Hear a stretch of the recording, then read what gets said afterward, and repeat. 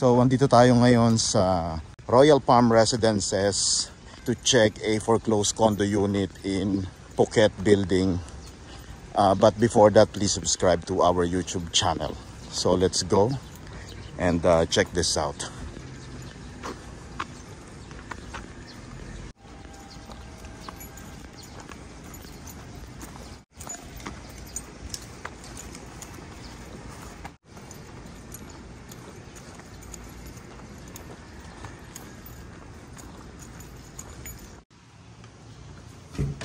So this is 62 square meters. Mga gamit pa. Around 4.8 million with service area. Again, this is for bidding. 2 bedrooms. And this is as is where is upon turnover. So if you are interested to make a bid and schedule a viewing appointment, please message us directly. So ito yung balcony.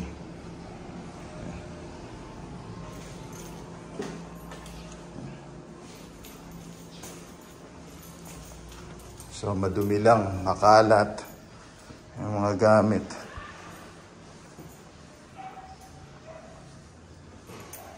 Daming kalat. Daming papalinis. May microwave pa, oh. Pero ano lang siya, ha? Around 4.8, 62 square meters or 79,000 per square meter. So below market value siya. And zonal value. May ilaw? May ilaw pa.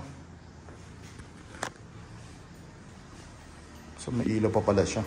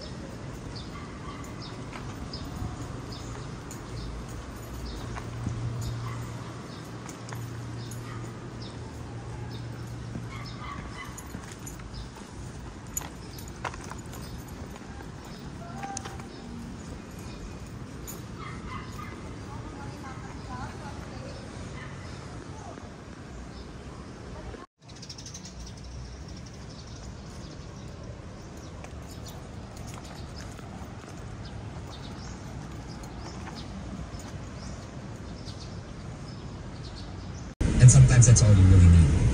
And they're back. And and then sometimes, and sometimes it's about like people forget, and then you can just bounce back.